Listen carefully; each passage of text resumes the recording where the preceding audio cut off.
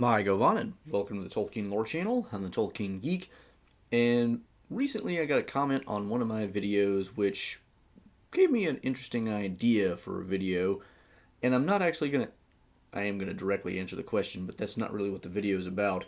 The comment was left by somebody using the name It's Connor Hart, and he says, one thing I have always thought about is if Smeagol slash Gollum was truly a gray character or not. Many people believe that Boromir is the only character in Lord of the Rings that is gray. He is corrupted by the One Ring and tries to attack Frodo, but realizes his error afterwards. However, he is still one character through the entire story. Gollum is a character that seems to be almost split into two separate personas, with one that is more hobbit-like and obviously more kind to Frodo, while the other is distrustful and shows more malice to the hobbits. The question is he truly a gray character? Does he technically count as two characters? So first of all, I want to say that Boromir is definitely not the only gray character, nor is Gollum. There's a lot of gray characters. Denethor, for all his faults, is hardly black, and most of the heroes are not pure as the driven Snow White either. So unless by white and black you simply mean clearly fall on one side of the aisle, I don't think that's really the right way to look at it, because by that view, nobody really is gray, because all of them ultimately fall on one side of the aisle. Boromir, you could argue, is one of the exceptions because he does make a mistake and then corrects himself later, but that just means at one point he was black and then at another point he was white because he has a change of heart. So does that make him gray because over time he changes his views?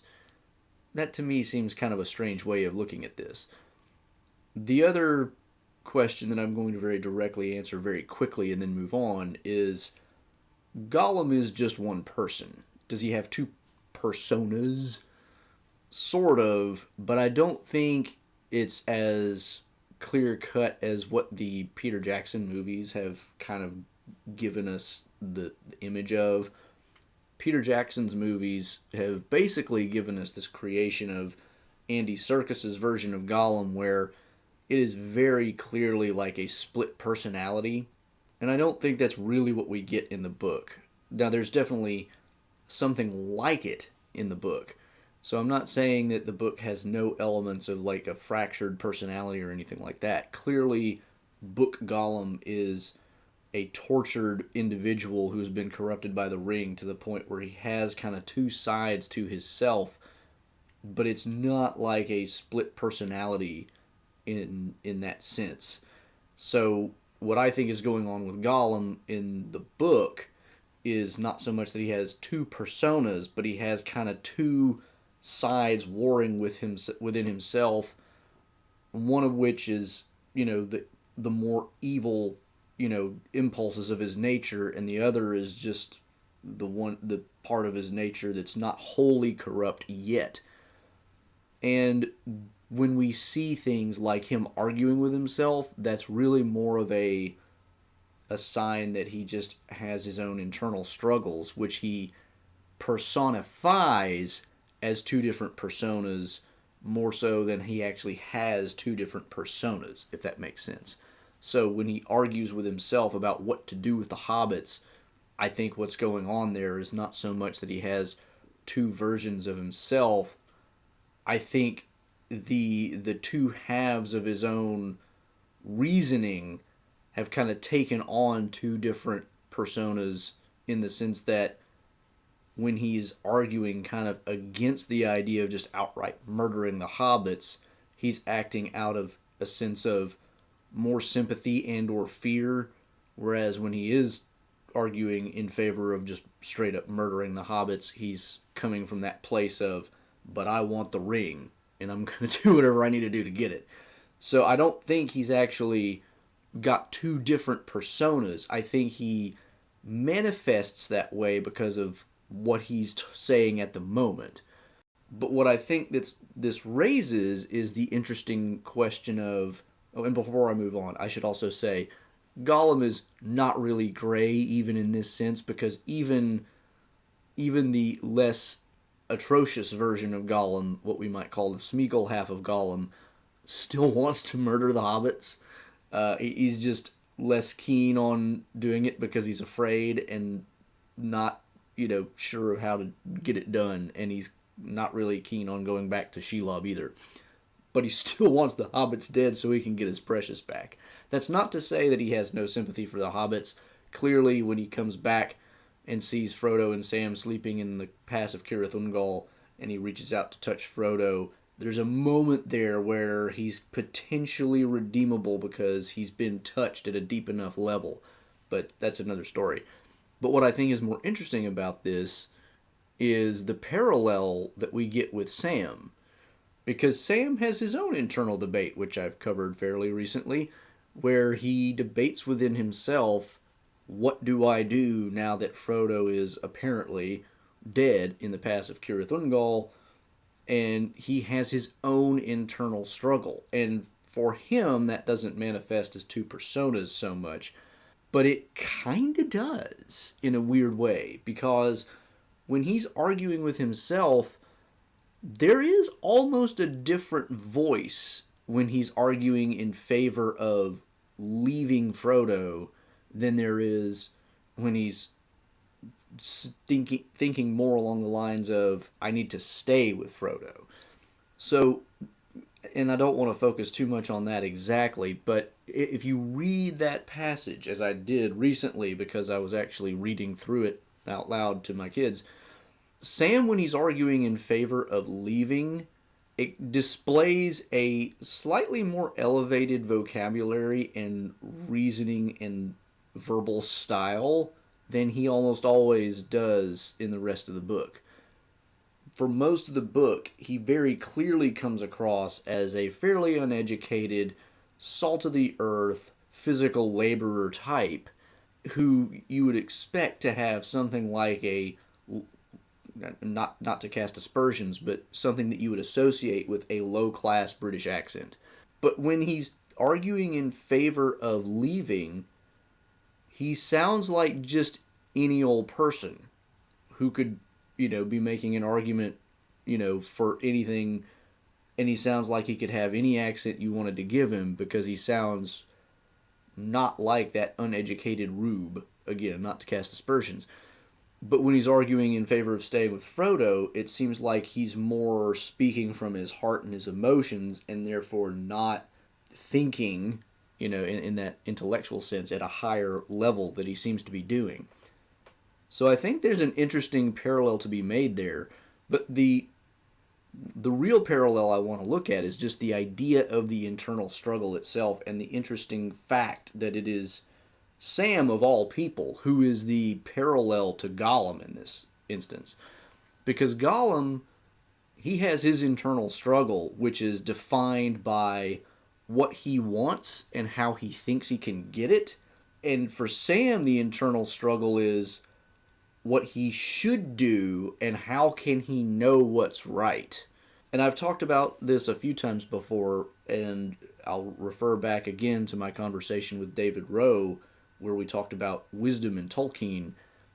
And I mentioned again recently this idea that Sam seems to have almost a received wisdom, received in the sense of like it's inspired divinely in some sense, that he is supposed to stay with his master. And that's kind of what he says in his debate. And then later when he realizes that Frodo is still alive, he tells himself, never leave your master, that was your right rule.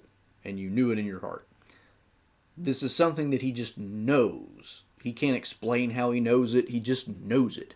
But his whole debate within himself is like, how do I know what's right? And the thinking part of him, and this is a thing that we can all do sometimes, is overanalyze a situation. We've probably all had that experience of being in a test-taking environment and you've got a multiple choice question in front of you, and it's like, I know it's either B or D, and I'm trying to remember which one it is, and you reason it out as much as you can, and the longer you think about it, the more likely you are to get it wrong. You probably had that experience. Sam is kind of in that same scenario, and he's giving this He's basically trying to answer the exam question. The exam question is, in the situation where Frodo is lying with no signs of life, and you've got an option. You can either stay with him and who knows what happens, or you can take the ring and complete the quest. What do you do? Sam is, in a sense, in that same position of he kind of knows the right answer by instinct, but the more he thinks about it, the more he gets it wrong. And that's what he, says to himself. It's like, I'm sure to get it wrong because, that'd be me all over. And I've talked, of course, in 2 previous videos about, it's like, did he actually get it wrong? Yes and no, depending on how you look at it. But the interesting thing here is the difference. And this is a thing that Tolkien does really well in a lot of his kind of parallel storylines, like with Denethor and Theoden. Denethor and Theoden are probably the most obvious 2 characters to parallel in the entire story. Both of them end up with a hobbit in their service. Both of them face many of the same challenges, including the death of their own children. And both of them end up in situations which are very parallel. And you can get a really interesting contrast just by looking at those 2 people. Now, the contrast between Denethor and Theoden serves to highlight, to a large extent, themes about, things like northern courage, the unwillingness to just give up in the face of what seems like overwhelming odds, things like this that have kind of a moral nature. Here, the parallel is a little less obvious because Sam and Gollum are not as obviously paralleled in the story. Because in some ways, the more obvious parallel seems like Frodo, because Frodo and Gollum are the 2 ring bearers, right? And Gollum and Sam are not as obviously parallel because Sam seems more like the antagonist than the, like the dark side, light side of the coin type of thing. But there is definitely some parallel going on there because from Frodo's point of view, in a sense, Sam and Gollum are both kind of like his underlings. And again, I'm not trying to use that in some kind of pejorative sense, but Sam is literally his servant. He's his gardener, and he's basically using Gollum as a servant in this scenario. And so both of them are supposed to serve him, and in this particular case, their respective internal arguments are all about how to betray him, in Gollum's case, or in Sam's case, how to serve him in the quest.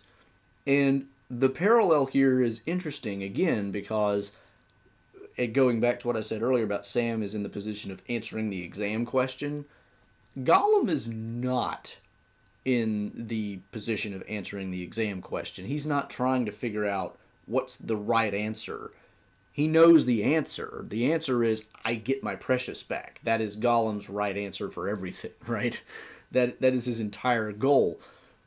But what he is in the position of doing is doing, and I've done a video on this before too, about moral decision making in The Lord of the Rings and more broadly in Middle-earth, legends and whatnot. The idea of making moral decisions in these stories almost never comes down to a purely pragmatic, what is the best thing we can do to maximize the odds of success? That almost never happens. Almost every decision of a really significant, effect in the story that has to do with, either the quest itself or how to get, further along in the quest.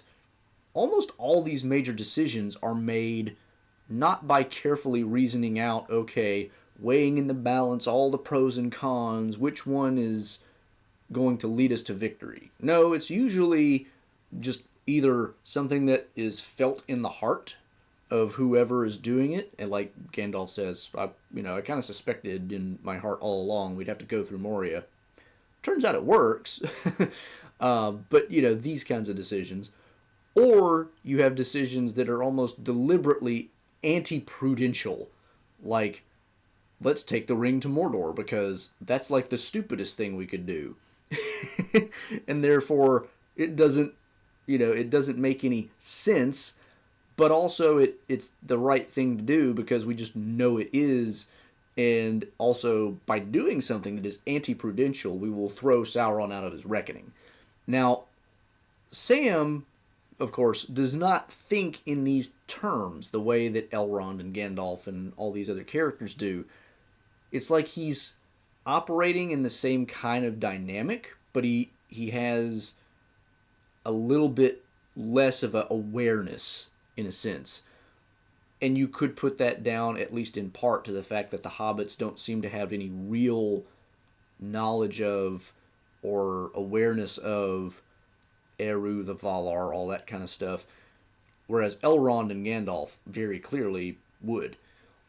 And so they have this intellectual background already for Providence does things, and this is typically how it does things. And so it makes sense to make decisions that are not necessarily smart from our angle, because God's foolishness is, greater than man's wisdom, to use a biblical analogy. Again, Tolkien is Catholic. He almost certainly had this idea running through his head when he was thinking about some of these things. So you've got that whole angle to it where Sam doesn't have that intellectual backing, and so it's a little easier to understand how in a situation like this, his thinking is not going to be able to back up the heartfelt, I know this is the right thing to do. And therefore, when the two come in conflict, it's like, well, how do I resolve this?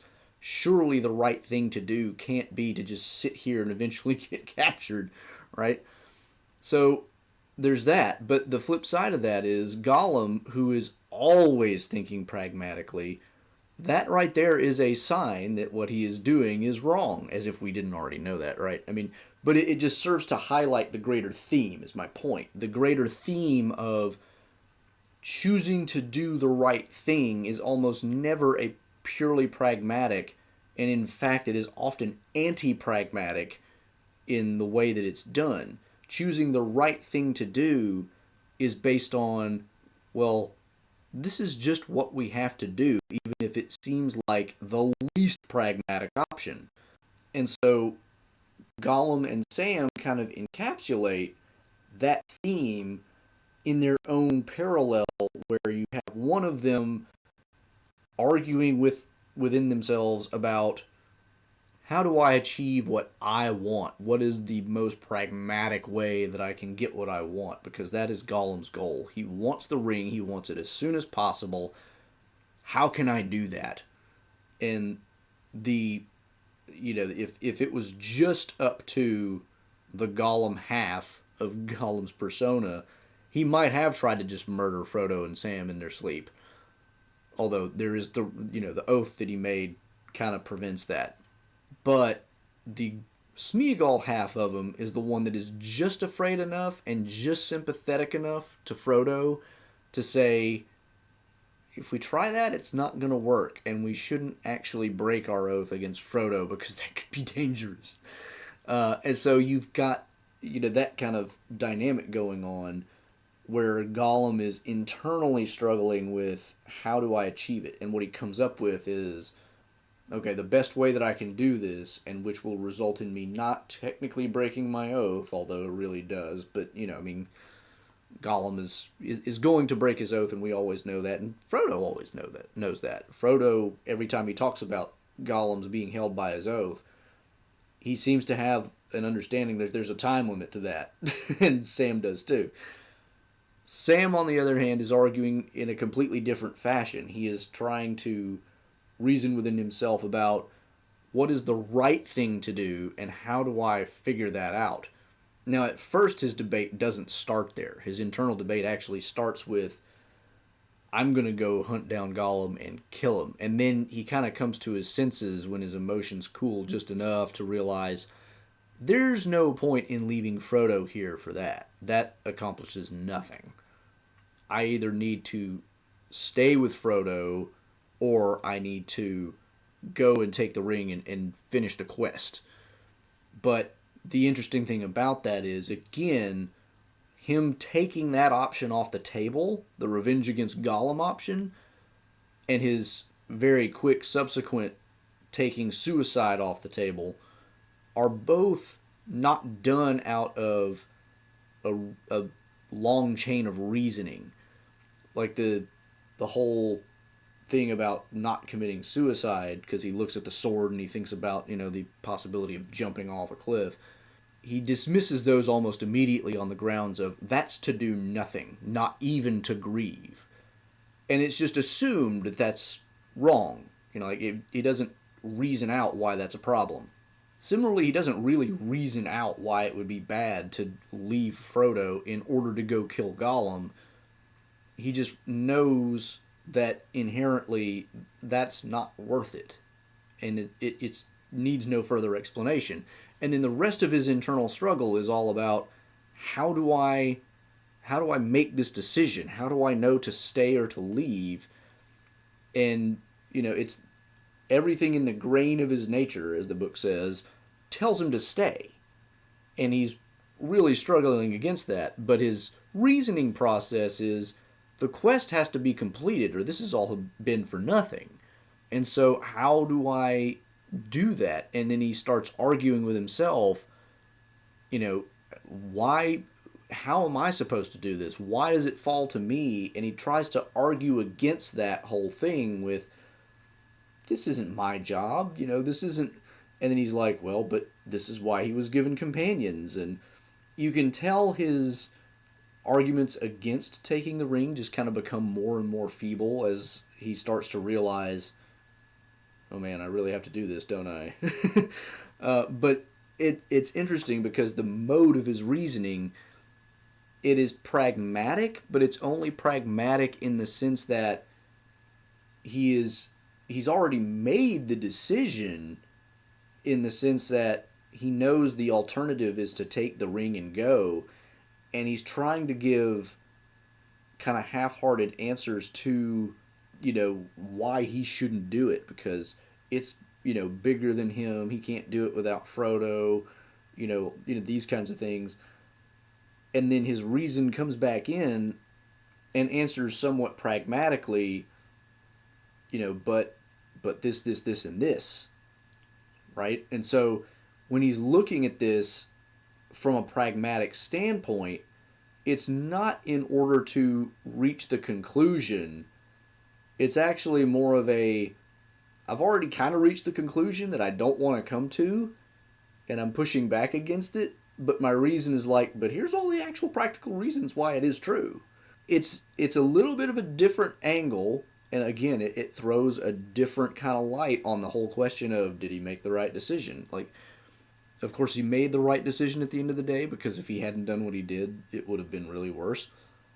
But there is also this angle of, does the fact that he is reasoning somewhat pragmatically, does that kind of imply something about he went around the problem kind of the wrong way? And I think, really the ultimate resolution to this kind of quandary is the fact that, yes, his heart was right. He was supposed to stay with Frodo.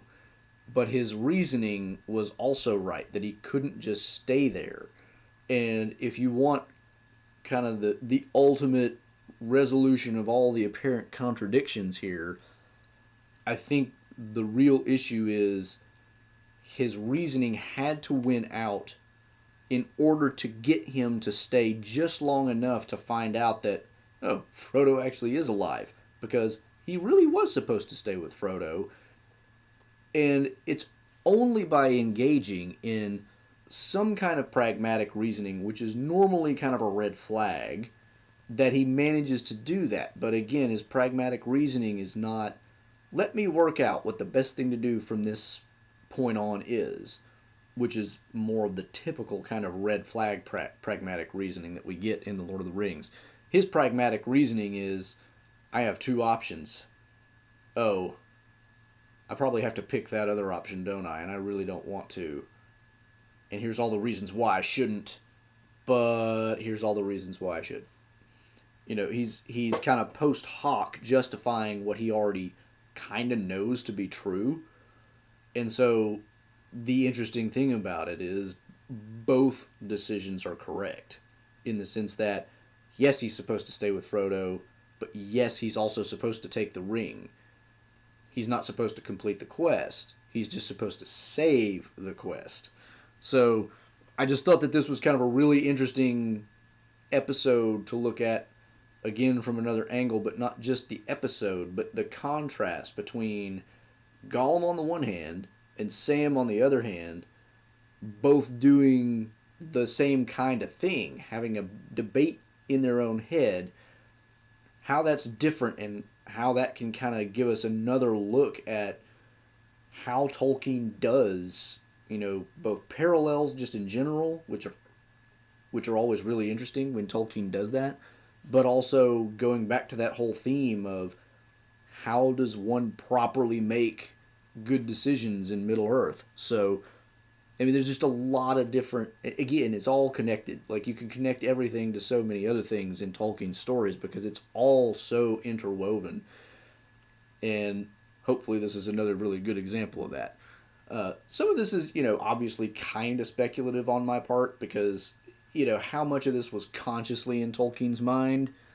But I'm convinced, at least, that even if Tolkien was not consciously thinking of all these different themes and all this stuff going into the story and how he wrote it, I think at a bare minimum what's going on is so much of this was just kind of integral to his mind that it couldn't help but come through if he spent enough time writing anything. Because if you spend enough time thinking about something and doing certain things, that affects everything you do. So even if he wasn't consciously thinking of it, I'd be willing to bet money it was there kind of implicitly already, and it just had to be brought out by fleshing the story. So, again, that's kind of speculative on my part, but that's kind of just the way I think about it. But hopefully you enjoyed the video at least. Thought it was worth a watch. If you did, please do give it a thumbs up, share it around, make sure to subscribe, and to catch all my future content. If you're on YouTube, make sure you click the bell icon so you don't miss any notifications. Follow me on the platform formerly known as Twitter for Tolkien-related trivia questions every week, and check out the description below for other support and social links. Until the next time, I'm the Tolkien Geek, signing out for the Tolkien Lore channel. Namarie. Thanks to all my channel supporters, especially elf friends Nathan Dufour and Robert Kindling.